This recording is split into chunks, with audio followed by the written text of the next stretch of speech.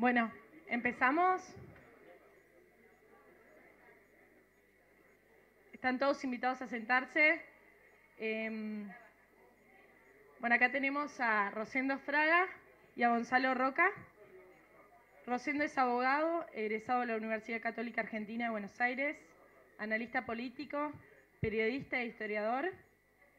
Muy brevemente el currículum para que pueda empezar. Y Gonzalo es secretario del MAPO, del Movimiento Argentino para la Producción Orgánica. Fue presidente y bueno, viene a contarnos un poco sobre Roca como poblador de estancias. Y Rosendo viene a contarnos Roca como figura en el siglo XXI. Damos la bienvenida. Muchas gracias. Para mí es un gran gusto estar esta tarde conversando con ustedes y le agradezco mucho al Ateneo de Jóvenes de la Sociedad Rural haber organizado esta reunión. 19 de octubre es el centenario de la muerte de Roca. Entonces esta reunión y esta, ¿no es cierto?, evocación que vamos a hacer tiene que ver con este centenario.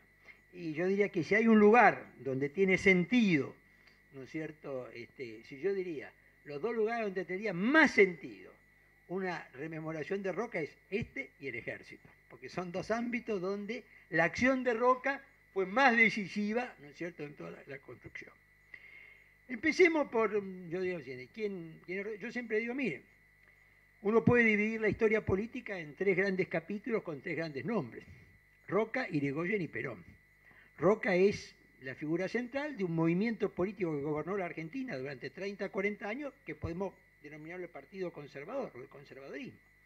Y es a su vez la figura de más peso político de lo que fue la generación del 80. Después viene Irigoyen, que da origen al radicalismo, y después Perón al peronismo. Yo digo, este es el Roca discutible. Yo, desde el punto de vista de la política, lo puedo discutir a Roca, como lo puedo discutir a Irigoyen, o lo puedo discutir a Perón. Pero, donde yo creo que Roca se destaca claramente, es en su rol de estadista. Es decir, Roca fue el gran constructor del Estado Nacional.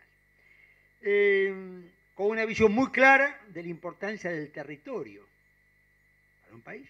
Cuando Roca llega al Ministerio de Guerra en la presidencia de Avellaneda, el territorio ocupado por la Argentina era el 40% de lo que hoy tenemos ocupado. Cuando termina Avellaneda es el 50%, por la campaña que hace Roca hasta el Río Negro. Y cuando Roca es presidente, en 1880, 1886, por primera vez, se ocupa el otro 50% del territorio, ¿cierto?, del territorio nacional. Y en su segunda presidencia, 1898-1904, la Argentina es el primer país del mundo que establece una presencia soberana en la Antártida. Mira, acá hay una proyección muy clara, ¿no es cierto?, en el siglo XXI. Yo estoy convencido que a mediados del siglo XXI la Antártida va a ser un interés vital para la Argentina. Si alguien quiere saber qué va a pasar en la Antártida, mire lo que está pasando en el Ártico. Lo que hoy está pasando en el Ártico me anticipa lo que probablemente va a suceder en la Antártida a mediados del siglo XXI. Es decir, y esa presencia que la Argentina tiene en la Antártida en 1903, ¿no es cierto?, vamos a ir, mi opinión, lo vamos a ir viendo. Si partimos de la base que los recursos naturales van a seguir siendo un elemento central en la economía mundial, el futuro de la Antártida, algún diplomático dirá, está internacionalizado. El Ártico estaba internacionalizado. Sin embargo, lo que se ha puesto en marcha es la explotación de los recursos, ¿no es cierto? Y acá es lo que implica la visión de largo plazo, ¿no es cierto?, de un estadista, ¿no es cierto? La visión de largo plazo, mire, esto que puede, ¿no es cierto? Yo digo siempre la diferencia de Roca como ministro de Guerra con Alsina. Avellaneda tiene un primer ministro de Guerra y Marina que se llamaba, que era Alsina, y que tenía una idea respecto a la ocupación del territorio y a la ocupación del campo, que está ejemplificado con la zanja. ¿Qué era la zanja de Alsina? Es decir, hay que ocupar lo que se explota económicamente. Hay que ocupar lo que va a dar dinero en el corto plazo. No tiene sentido gastar plata en ocupar lo que no se va a explotar. Esta es la idea de Alsina, una visión más bonaerense porteña. se ocupa, lo que la visión de Roca era distinta. El territorio vale por sí mismo. Lo que aquí se trata de decir, y es una visión muy parecida a la de Estados Unidos. Siempre digo, cuando los norteamericanos le compran Alaska a los rusos, Alaska no tenía valor económico, pero se lo compran por el mismo concepto por el cual Roca ocupa la Antártida. Ahora, Roca es, ¿no es cierto?, el que monta el sistema de la educación. ¿Sí? Sarmiento es el propagandista, por el que hace el sistema de la educación en Roca, la ley 1420 de educación, ¿no es cierto?, universal, ¿no es cierto?, laica, gratuita, es de Roca. Todos creen que es de Sarmiento y esa ley es de, ¿no es cierto?, es de Roca. Es el creador del Ministerio de Agricultura y Ganadería, cosa que a lo mejor muchas veces, ¿no es cierto?, no se recuerda. Roca es, antes de su segunda presidencia, es senador, ya es electo presidente y hace convocar una constituyente para reformar la Constitución, en dos temas menores, ¿no? Uno era la cantidad de diputados por distrito y otro es la creación de 3 ministerios nuevos, porque por Constitución había 5, y agrega 3 ministerios. Marina, Obra de Servicios Públicos y Agricultura y Ganadería. Bueno, podríamos decir otra cantidad de cuestiones respecto a Roca, si en política exterior evitó la guerra con Chile, buscó el acuerdo con Brasil, siempre tuvo una política, un hombre de paz en las relaciones internacionales, modernizó el ejército, es el único presidente que en toda la historia ha gobernado 12 años, pero gobernó los 12 años con 12 en el medio, porque nunca forzó el sistema institucional. Podría decir muchas cosas más, ¿no es cierto?, de esta perspectiva. Pero si todo esto es así, ¿por qué Roca en los últimos tiempos se ha transformado en lo que yo considero la bestia negra de la historia argentina?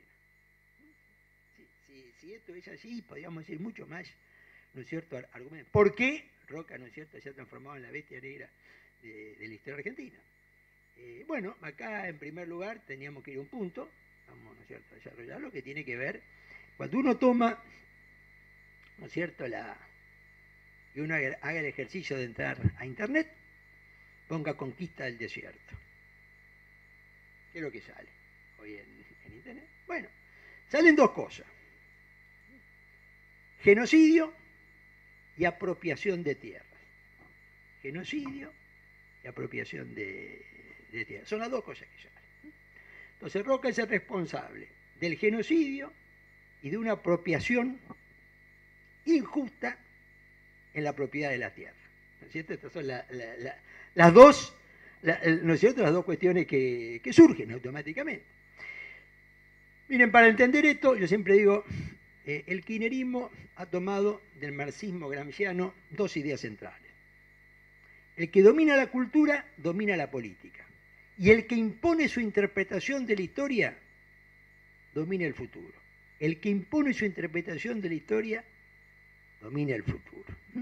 Y para atender entonces toda esta satanización de Roca, acá está el punto. ¿Cuáles son las dos grandes acusaciones de Roca? Genocidio de los indios y la injusta apropiación de la tierra, que montó un sistema latifundista de concentración de propiedad. ¿Correcto? Son los dos. Entonces, cuidado, cuando se está atacando a Roca hay una visión que tiene que ver con el siglo XXI, tiene que ver con el hoy en este punto. Y entonces miremos las dos, ¿no es cierto?, las dos acusaciones.